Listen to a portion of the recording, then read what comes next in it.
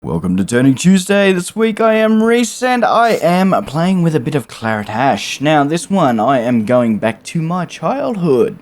I was never any good at it, but I always admired the yo-yo.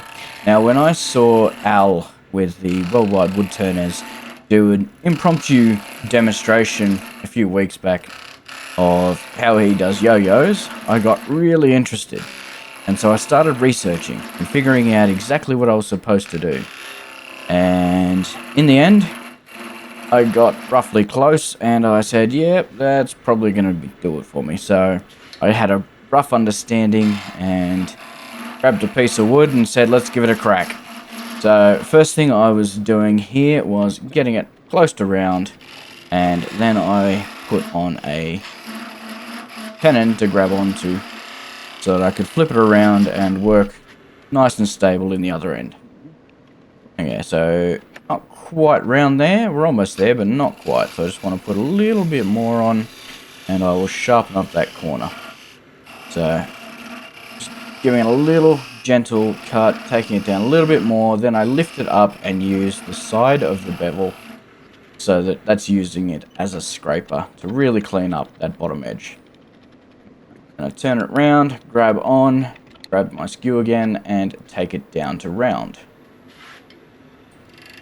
So going back to my story of the reason why this always reminisced with me, and it was the challenge, as well as it's something that my father had. So my father had an old school Coca Cola one, and so it was red, white, and had some clear parts in it, and he used to always challenge me to see if I could do something cool with it or try and learn some tricks. I never could. I struggled just to get it to go up and down.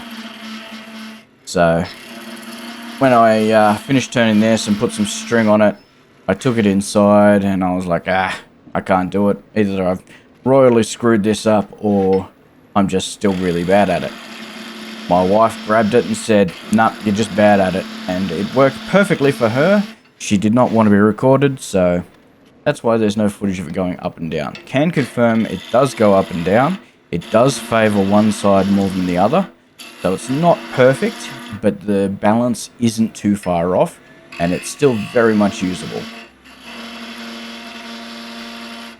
So I've switched over to my bigger skew here, and I'm just getting those final refinements to really get it nice and smooth before I take it down to the actual measurements that I want to work with.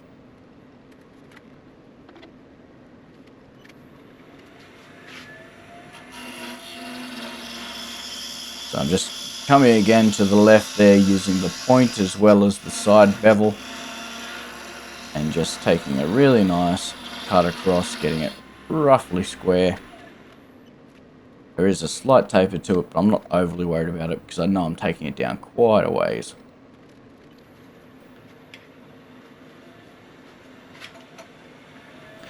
So I've got the skew in hand with a single hand, and I've got the calipers with my other one, and I'm just slowly taking it down, getting it close to the right size, and that's close enough. I think I went a touch too far, but that's fine because I'd already made it bigger than planned. So what I'm doing here is now just squaring off the end. And you'll notice I go into a little bit of a dip there, not overly worried about it. Just wanted the end nice and square so that I've got something to work with. Now I knew roughly how wide I wanted this to be, or no further than. So that's what I'm working with there. You notice I've got two lines on there, but that's fine. So I took the measurement from the end, drew a mark in the middle, and then I came in with the parting tool and took a little edge off. So just taking it down a little bit. I'm not taking it down very far at all. I am going to bring those wings down to what that exterior shape is. So where it was out on the tip there, I'm just taking it down to it. But I'm just trying to make sure that I still have that gap there once I get down there.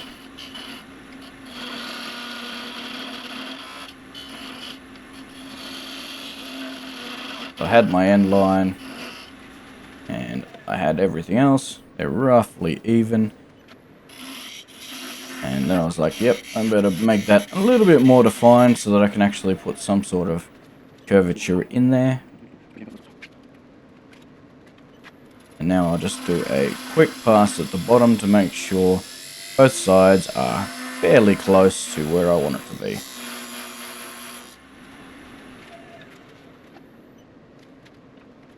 So now that I've got my pieces defined, just coming in with a quick V-cut and taking off those corners, because I really wanted a nice little rounded inside. I didn't want the direct straight wall.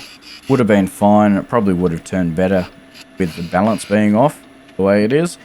Now I'm not feeling comfortable getting the curvature of the bead going that direction. I did try with the skew on both sides of my body and I just couldn't get comfortable. And as soon as that happened, I was like, yeah, nah.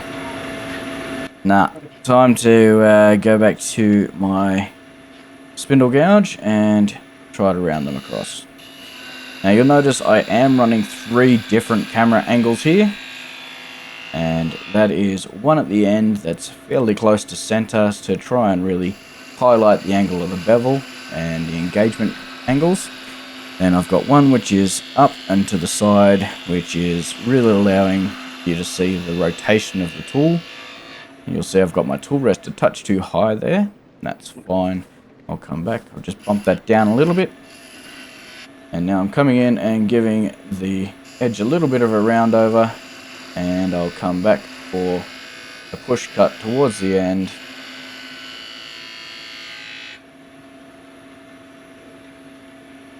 And then I'll get rid of that little nub, I believe.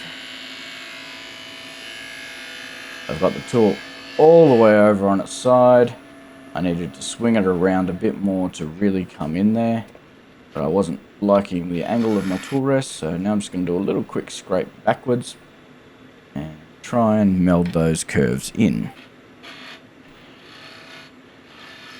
So I've dropped the tool rest again. I'm now cutting at center. I'm just coming around, bringing the curvature around the tip of the tool.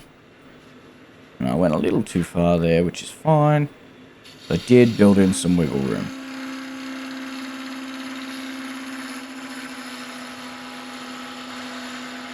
Coming in with a very nice relaxing cut there. Ended up a little too high. Come back, clean it off with a really nice cone. So I'm relatively happy with that shape. I can see a ridge here with the shadows, but I'm not overly worried about it because I know I'm still going to come back and clean it all up. Because the problem with a yo-yo is you really need them balanced. So there's no point going to a complete finish on one side until you've got both sides really close. And so I spent a bit of time refining both sides, and then I took a lot of measurements to make sure I was doing things correctly before I finally sanded and finished it off. So I'm just coming in with the tooltip down there and just trying to get that curvature the way I like it. Starting with the heel of the tool and bringing it around that curve, making the nice bead shape. Now, on this angle, you can really see the size differential between the two. They're definitely not right. This angle, you can see it, but it's not as obvious. I'm just cleaning out a little bit of that groove at the back there. I will do something else to make that a bit more accessible in a minute. Having a look at this size differential, I am going to start to round over the inside of that side, so the back side of it. Then I'll try and balance them up and make sure they're similar. And taking that excess height out of it now.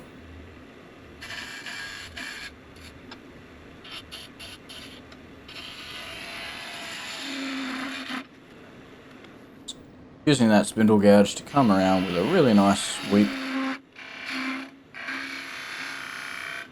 Just using that spike as well as that lower wing to clean up the back edge there. And I'm going to hit a point here where I've got no choice, but I'm going to have to go and grab my arrow parting tool. So, yes, the skew's working. No, it's not working fully the way I want.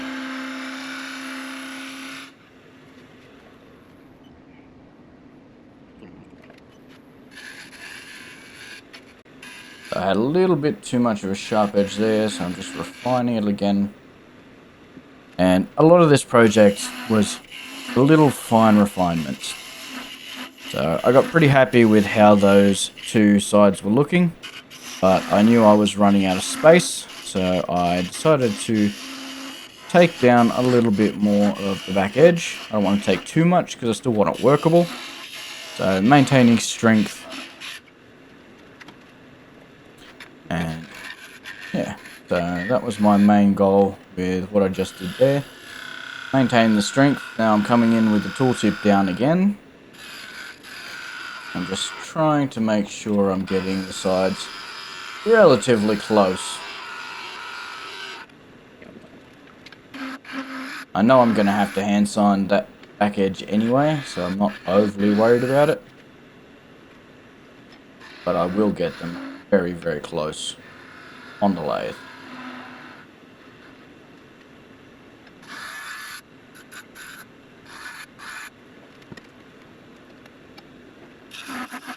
Those sizes are really close now.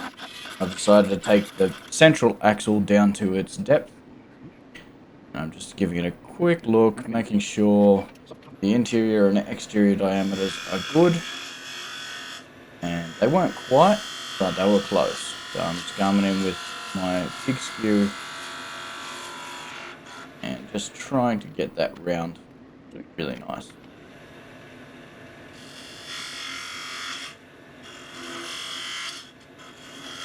As you can tell, I've been stopping, I've been measuring, I've been blocking it off, trying to figure out exactly what's going to go wrong, and assessing as I'm going to try and make sure it comes out as a beautiful piece.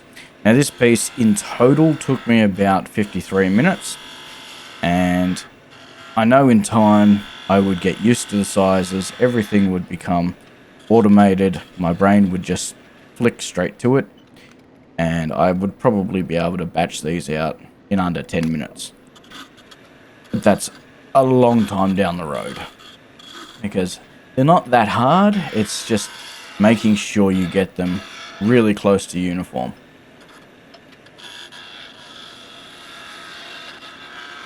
Again, coming in with that tooltip down, just trying to match the curvature on both sides.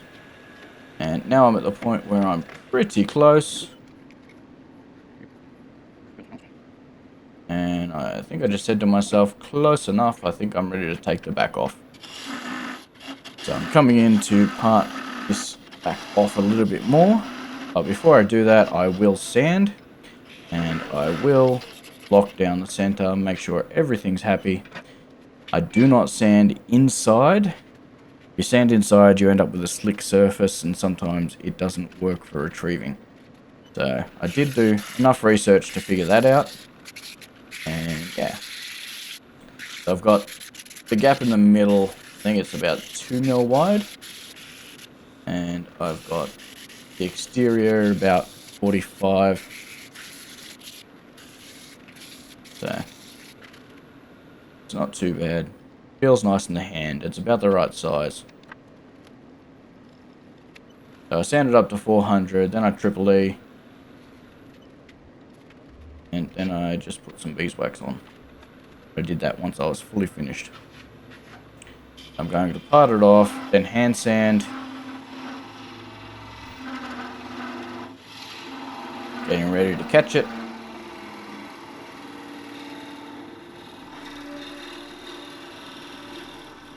Lathe running about 450, I think. They're not overly fast, but not overly slow. Enough that it's still cutting nicely. So I've got the hand sand going now, and I'm just taking off those rough bits from around the outside. I'm just going with the grain there.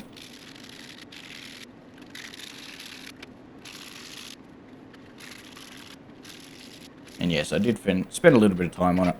So, completely sped up. That was not real time. I'm not that fast. And then I brought out a buffing wheel, put some beeswax on it, and buffed everything all over to try and get it to match colour.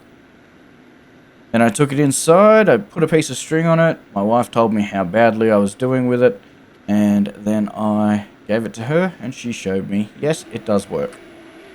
I just cranked the speed a little bit to try and get a bit more polish on it, and overall, I'm pretty happy with how that one's come out. Thank you for watching. If you've enjoyed this one, please give me a like and leave me a comment. If you've ever used a yo-yo, what's your favourite part? What's the best trick you ever did? Thank you very much for watching and have a great week.